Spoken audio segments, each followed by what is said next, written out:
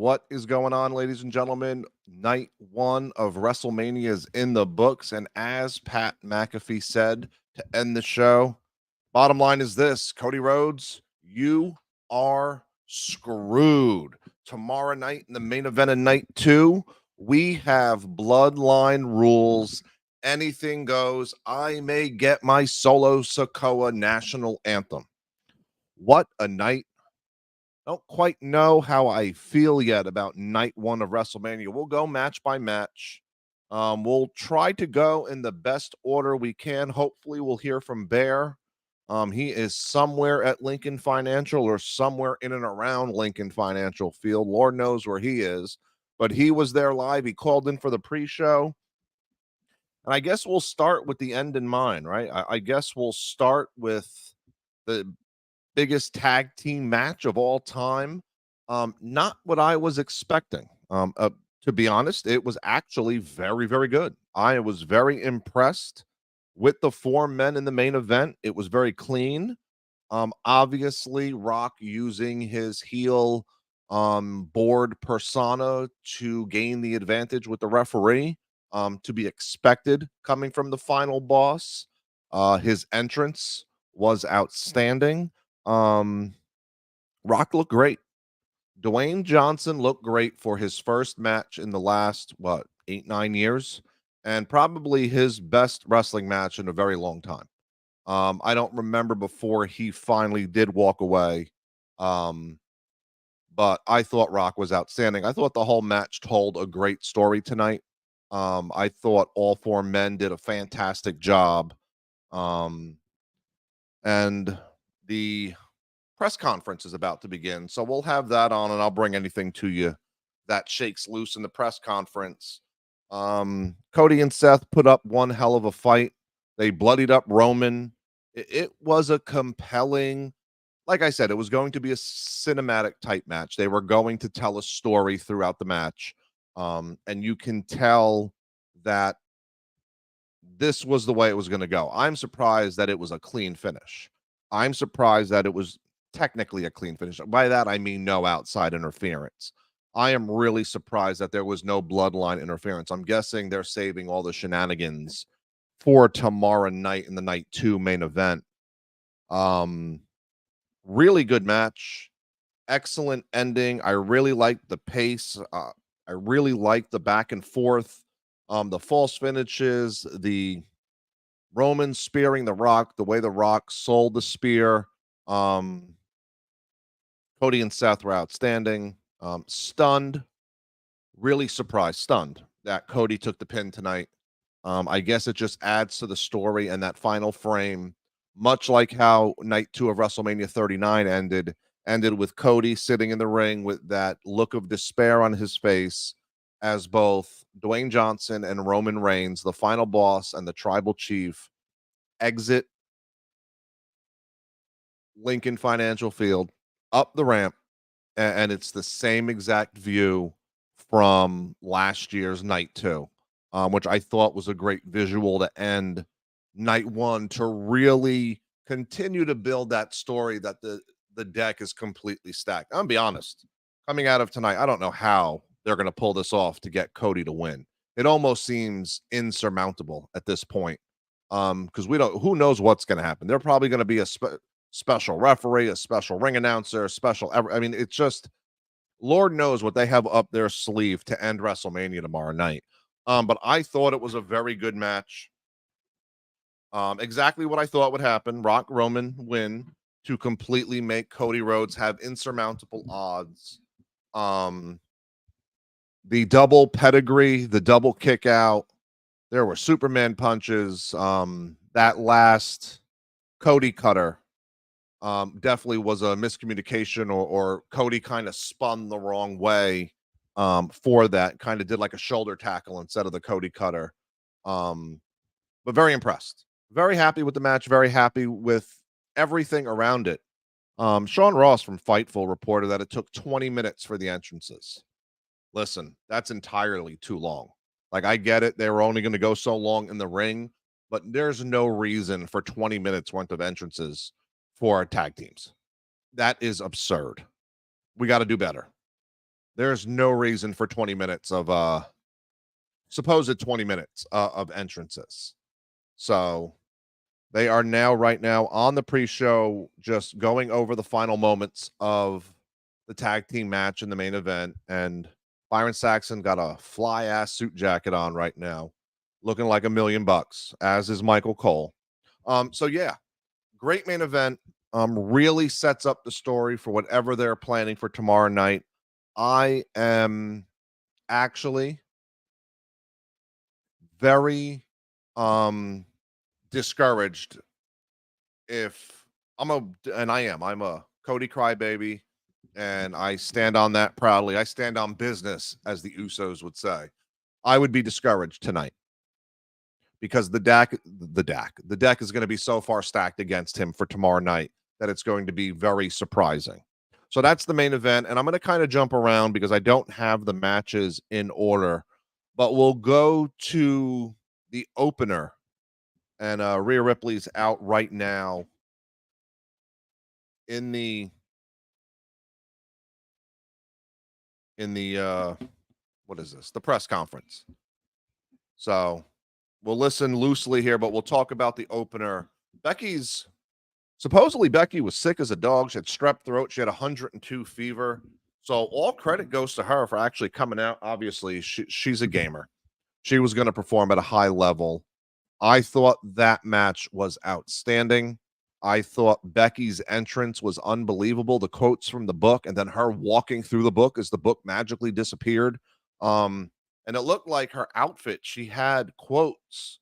I don't know if that was like a jacket or a sash, or I don't know. I don't know what you call it around her waist when she came to the ring.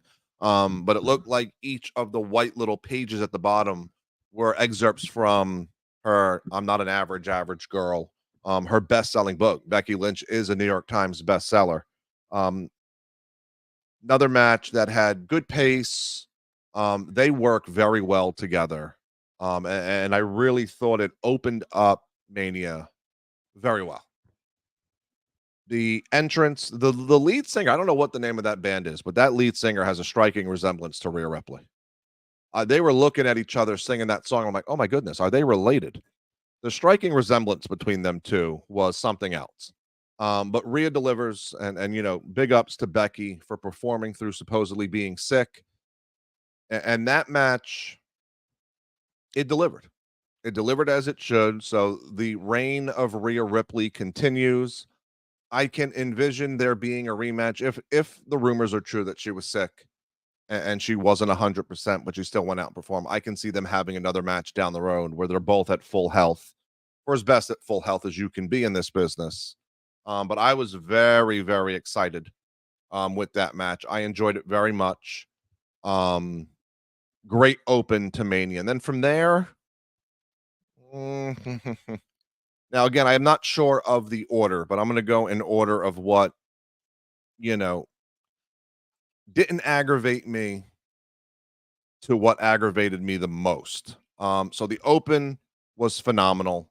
The six-pack ladder match, it happened.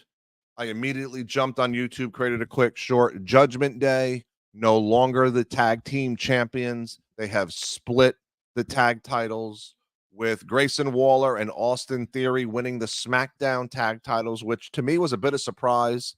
And Awesome Truth, as I hoped when I did my predictions before the Rumble, I had Awesome Truth winning the tag titles, and Awesome Truth are your Raw SmackDown tag titles. Now, hopefully, now that the titles are split, they can rebrand these god-awful looking, penny-looking belts, and we can get World Tag Team Champions and WWE Tag Team Champions to align with the men's and women's individual heavyweight titles. So that is my hope. But that match was a lot of fun. I've never seen a tag into a ladder match, but that's R-Truth, right? R-Truth is a national treasure and should be protected at all costs. And R-Truth finally getting his WrestleMania moment for me was a big deal. Really enjoyed seeing some of the stuff that went on. The JD McDonough looked like a header into the table. I guess Tomas Ciampa did like a sidewalk slam or a fire. I don't know what it's called. They have all these different moves. I wish Bear was here. He would tell me the name. Off the top of the ladder. Um, I thought everyone had their spot. Everyone had their moment. But it kept coming back to R-Truth and The Miz, and just R-Truth creating that moment for himself. And throughout the entire thing, you could just you kind of felt it from the beginning, right? Like R-Truth and The Miz were bound to win this from the beginning. I really enjoyed it. I'm so happy the Judgment Day aren't tag champs anymore. I'm so happy that each respective brand now has their own tag titles, and that now there's like 22 or 23 tag teams, actual tag teams in the men's division between both branded shows, and we can actually have some legit tag team wrestling back on each respective show. And for the belts, defend the damn belts on the shows. Title matches mean something on shows. Very important. So I'm very happy with the results there. I personally think Grayson Waller as a champion is going to be more obnoxious than ever, and I'm here for it. I am here for Grayson Waller as a tag team champion. Good for him. Good for Austin Theory. They have meshed well. They have great chemistry. I'm looking forward to the respective title reigns. Not sure what happens with the future of Judgment Day after tonight, but I'm sure Priest and Finn, if they are still a tag team going into post WrestleMania, will be looking for a rematch for one or both sets of tag titles. Not sure, but I am so happy that they're done. Oh man, am I so happy they're done. So that match, very good, very happy with the results, very happy with the spots and the moments. It's a ladder match. It was chaos, and that's the way it should be. The Jason Kelsey, Lane Johnson interference in the Dom Mysterio, Santos Escobar versus Andrade and Rey Mysterio was definitely for the Philly faithful, definitely in favor of the link. I am not happy with this match, mainly because I'm not happy with the finish. I really wanted Dom to get that WrestleMania win. I wanted Dom and Santos to get that win. I've seen Rey Mysterio win enough personally, but I enjoyed most of the match. All the interference and stuff. You knew there was going to be some interference and whatnot because everyone was at the ring. So it was just a matter of time. They did that spot where, and I'm terrible with names. I should have wrote it down. Where he flew. They launched him off the rope and he had to be 10 rows up the aisle to land on the opponents and whatnot. So again, there were some great spots, some great moments. Was hoping Dom and Santos would get the win, but yeah, WrestleMania moment for Rey Mysterio and Andrade. Andrade definitely delivered. He looked great in the ring, which he should. He's not rusty. He's been wrestling.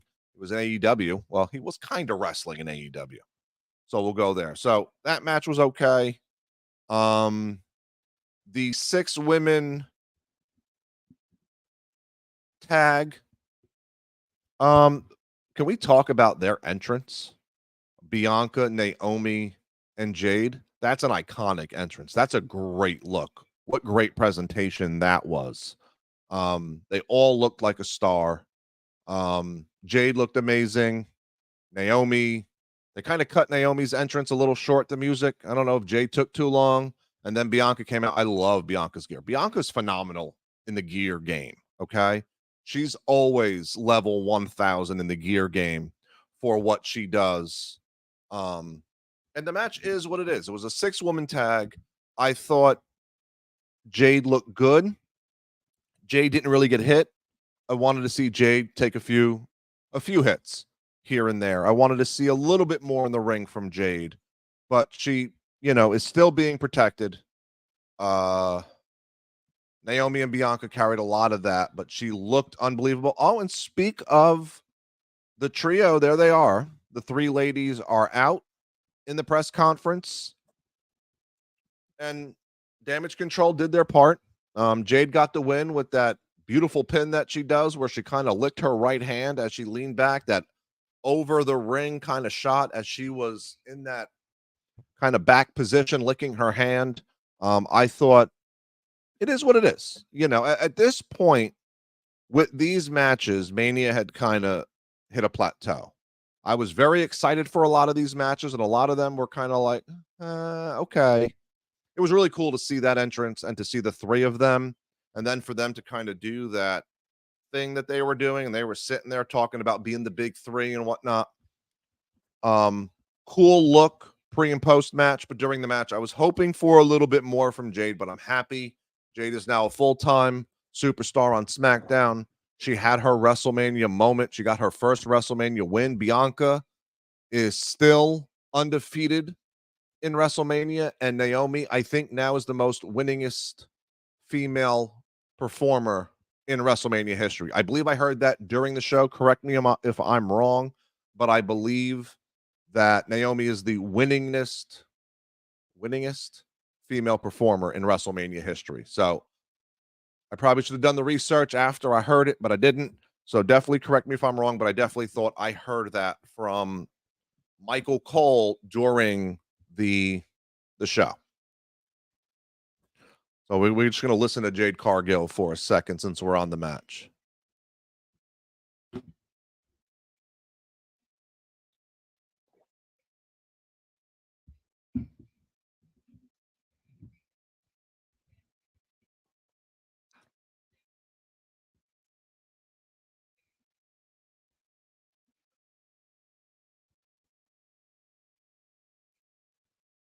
Jade Cargill reeks of superstardom.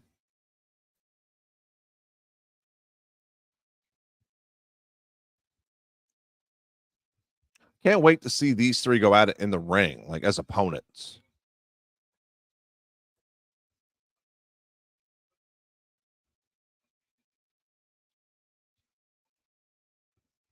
They're talking about the weather. And by the way, Michael Cole in a satin suit and also wearing a wool hat type deal was definitely an interesting fashion statement for sure. And Bianca's confirming that it was cold out. So the three of them did their thing. Dakota Kai looked awesome in the ring, and I think the comment of that match was Michael Cole saying that Dakota Kai was crazy for, I would never wear that outfit or something like that. And Corey Graves goes, I can never unsee or I don't ever want to picture you in that outfit. But yeah, no, the great 6-woman tag. I enjoyed it. It was what it was. All right. We're gonna save the Sammy and Gunther. I need to talk about Jimmy and Jay. Uh you know, I criticize the super kick. It's the most overused move in wrestling. I hate the super kick. I used to love it. HBK did it. It was great. It was a finisher. It was like one of the greatest finishers of all time. Gearing up the band, stomping the ring, hitting the sweet chin music. People never kicked that. But that match was horrific. That if I had to rate that match on a scale of 1 to 10, from bell to bell, I'd give it a 1. The only part I like, maybe I'll give it a 3. You know what? I'll be generous. I'll give Jimmy and Jay a 3 for one reason. The crowd. The crowd, when they were just going back and forth and just punching each other, and the crowd, excuse me, every time Jay would hit, would scream yeet. Every time Jimmy would hit, would scream no yeet. I thought that was a fun moment in the match. That match was horrendous. And I'm like, okay, you have a dream WrestleMania match. You are brother versus brother. You know each other so well. You have the same skill set. You couldn't come up with something better than that for WrestleMania. I mean, my God. Can tell you what, if Bear was here, he probably would have said at some point, take a shot every time they do a super kick during WrestleMania. I'd have been wasted 10 times over. What I was so looking forward to that match. I was so looking forward to Jimmy and Jay. I thought they were going to tell a good story. I thought it was going to be impactful. I thought it was going to be dramatic, and it completely fell short of the mark. Completely 1000% fell short of the mark. Samantha Irvin should bite her tongue and should never speak about rap music again, saying that Lil Wayne is the greatest rapper of all time. Uh, maybe you had to say that. Maybe that was a request of his. If so, I respect it. But he is not the greatest rapper of all time. He's not even in my top 5 or top 10. I'm just not a Lil Wayne fan, so calling him the greatest rapper of all time was rough. That match was horrific. I am so disappointed in the Jimmy versus Jay match. So disappointed. I expected so much more. And at that point, I'm going to be honest, like, the 6-woman tag was cool. The shenanigans in the Dom Santos Andrade Ray match kind of leaving me like, I don't know, night one's just not doing it for me. Night one was just not doing it for me. And then we get to Gunther and Sammy. And the whole intro to Gunther and Sammy, talking to his Baba in the back, talking to his son, and not having him be in the front row. Only his wife was in the front row. That entire camera angle of him walking from the back through the aisle, I don't know, is that extended gorilla? Whatever you call that ramp up to gorilla to go out to the stage. To see Kevin Owens before going into the actual gorilla, the room that they consider gorilla. And Kevin Owens just giving him a big hug and screaming at him, go do it. And then the match starts and Gunther beat the shit out of him. Like, pardon my language, but it's 11:43 at night and I am exhausted, but he beat the shit out of Sami Zayn. And Sami Zayn started off the match with some great offensive. Like, I'm sitting here going, wow, this might be a little bit better than what I thought it was going to be. I wanted Sammy to win. I predicted Sammy to win, but it's Gunther and it's 666 or 665 days of an Intercontinental title reign. You just don't know when it's going to end. And I'm just sitting there and I'm like, wow, Sammy's getting some shots in. Sammy's putting some work. And then Gunther just, for a stretch there, for about a solid 5 to maybe 8 minutes, maybe as much as 10 minutes, dominated, destroyed Sami Zayn. And for all the beating that Sammy took, what was it? A brainbuster, which I swore was a botched move. Watching that live, I thought Sammy botched it and he dropped Gunther on his head. I cringed because you don't see Gunther take a bump like that. That's just not something Gunther does. And Sammy hit the brainbuster onto the buckle. I thought he dropped him on his head. I think it was 2 haluva kicks and the 1, 2, 3. Sami Zayn is Intercontinental Champion. That was an excellent, excellent story. The build to that, the Chad Gable being like, hey, you got this, go out there, do it on your own. I think that's going to change. I think we're going to get a good, solid Gable Zayn rivalry. Little surprised it didn't happen tonight, but I'm assuming that they'll progress towards that. I know that Bronson Reed, after winning the Andre the Giant Memorial Battle Royal, said he'll be keeping his eye on the IC title for sure. So very, very interesting. I was very happy with that match. That, to me, I texted Bear immediately. I was like, that match saved WrestleMania for me. And that was before the main event. So my matches of the night are Rhea Becky. Just like I said in the pre-show, Rhea Becky, Sammy Gunther. Sammy Gunther, to me, match of the night. Story of the night, just as I predicted, would be the main event. Overall, an above average night one. Kind of lacked surprise. Kind of lacked a little bit. I don't know. I don't know because I haven't fully processed the event yet. I'll probably jump on at some point tomorrow. Probably do something after the Slammies tomorrow. We'll definitely be watching the Slammies. Maybe I'll live stream during the Slammies. We'll talk about that because I think that's only going to be on social media. But it was missing something tonight. It definitely, and I don't know if the crowd wasn't as into it as I thought they would have been. If the matches lacked a certain element of surprise, for this being a new era, as Triple H said in the ring to kick off Mania, really feels like night one was that meat part, that middle part of the night one sandwich, man.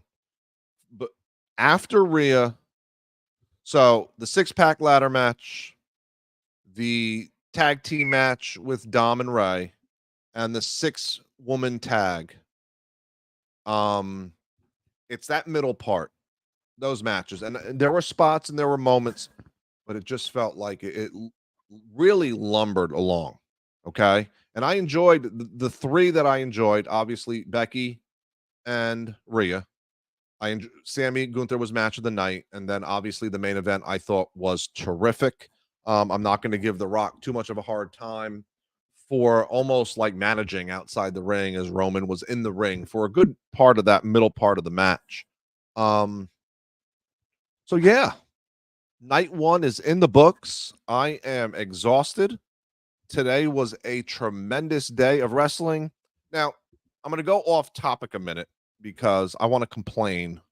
Um, I'm all for I'm all for the announcers having their own opinion. I'm all for Michael Cole and Pat McAfee being at odds, but can we be any more of a homer for either side of the main event than we were tonight? Oh my God. Can we bring it down a notch? A little bit, please. Can we just can we call the match? We get it. Pat McAfee acknowledges the tribal chief. Corey Graves acknowledges the tribal chief. What a turn for Corey Graves tonight. What a difference um from when he is the voice of SmackDown to what he was tonight.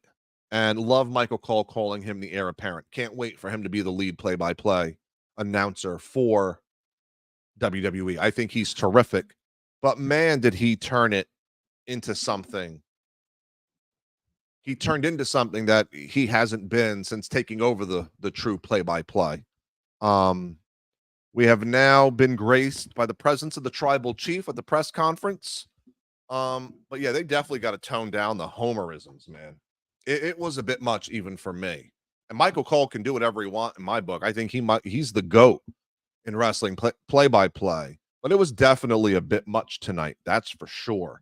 Um, so the tribal chief is here. We are going to talk about that. All right.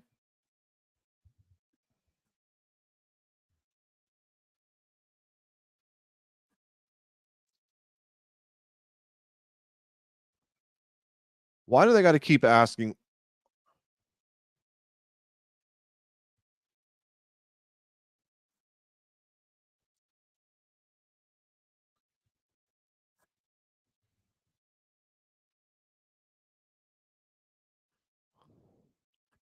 Paul Heyman is not putting up with Chris Van Fleet's question about what inning we're in.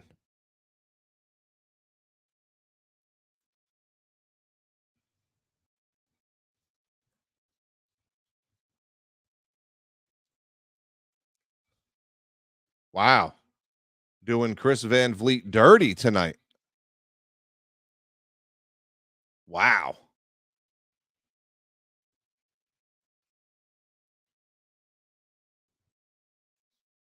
Wow. What did Chris Van Fleet do to Paul Heyman and Roman Reigns? Just got shunned. Ooh, interesting. Dirt. I need dirt.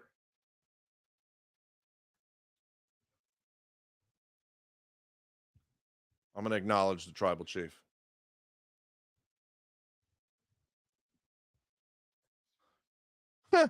Roman Reigns is currently kicking someone out the press conference.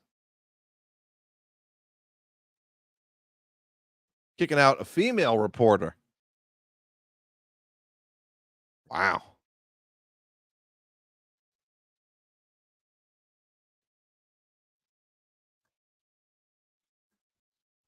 Wow.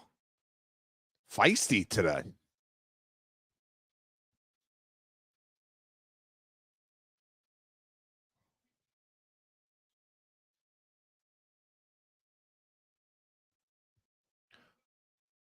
For winning tonight and having all the advantage here. He's awfully in a bad mood.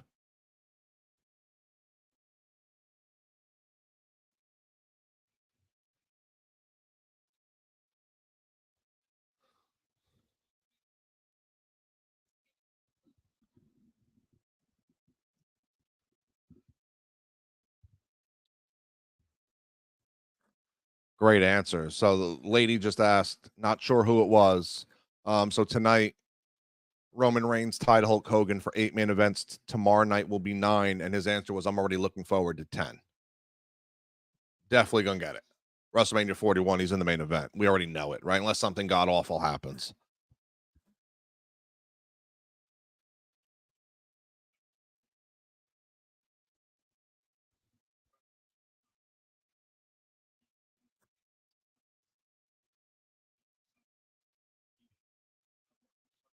Wow.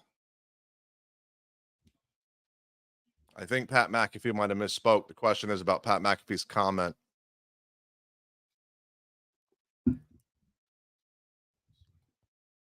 Oh, Roman Reigns takes oral chemotherapy, which he said he's gonna have to take for the rest of his life.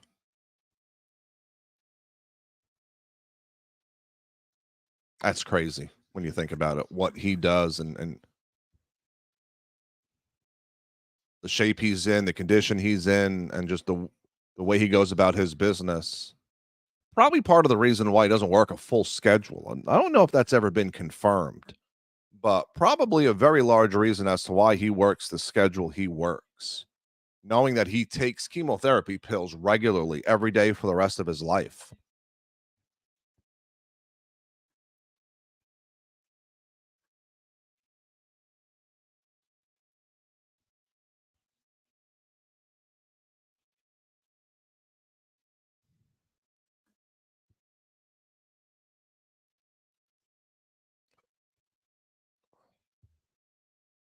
Great question.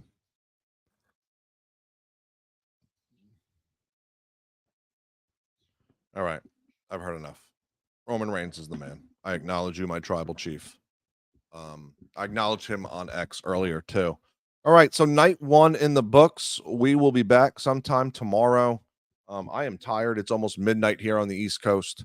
Um, yeah, no, this was a lot of fun. And tomorrow night really needs to deliver. In many different ways. Tomorrow night really needs to deliver an element of surprise. Um, a few more moments where it's kind of like, you know, reasons to really get up and be like, "Whoa, oh my god, that was," I'm not talking about spots or people going through glass. Oh, my complaint. All right, so we know WWE has a history of embellishing their attendance, right? I don't think that that's far a far cry to say that WWE might add a zero or a few hundred or 1,000 or two. So, the tribalism in pro wrestling about attendance numbers. And look, you can ask Bear, and I talk about it all the time. I love that stuff. WrestleNomics and WrestleTix are two of my favorite follows on X. So if you don't follow WrestleTix and WrestleNomics, I love that part of the business.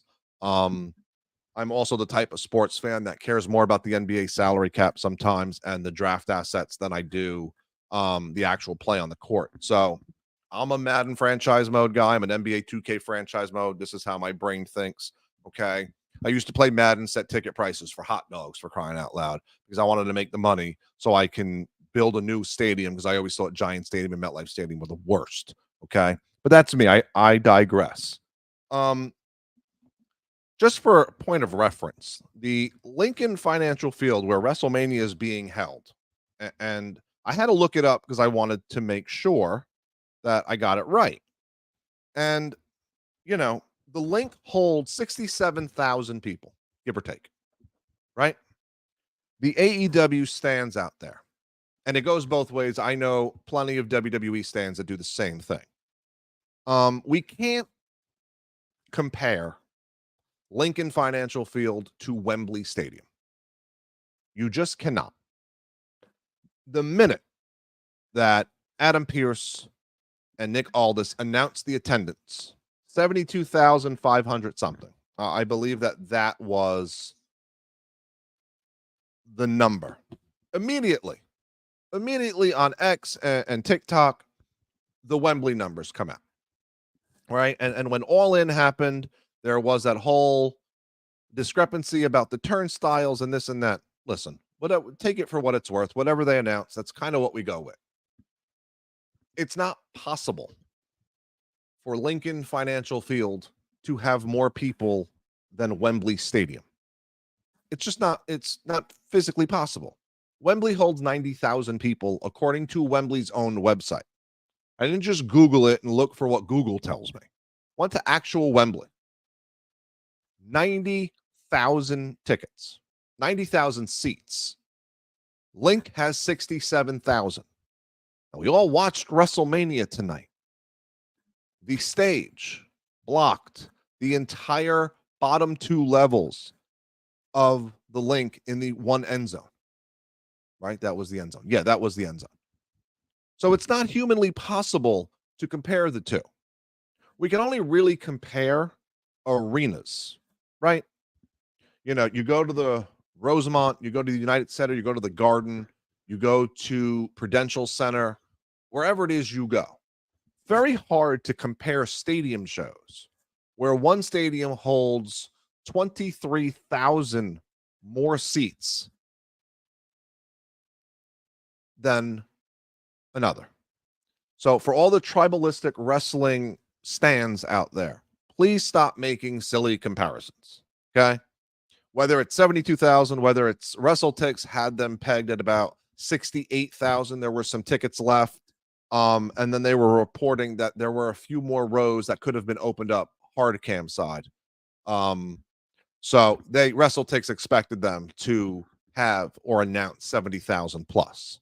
So going to take it for what it is. Wembley had 81. We get it. Wembley, the most attendance for one night, because supposedly WrestleMania 32 number was a fraud. I wasn't there. I couldn't count. Nothing like that. But can we stop with the tribalistic nonsense of comparing arenas and stadiums that have no business being compared to each other? It's like selling out Arthur Ashe and comparing it to, a 12,000 seat arena. It doesn't work. So knock it off. 72,000, not just one night. There's going to be more people tomorrow night. So they're going to do 150 to 160,000 over this weekend alone. They're going to do over 200,000 tickets for WrestleMania weekend. That's to be celebrated. That's great for the wrestling business, right? When Wembley happened, we all said that's great for AEW. That's a huge deal. Don't make silly comparisons. So night one in the books. We are officially at midnight. It is officially Sunday, April 7th. We are officially upon the day of night 2 of WrestleMania.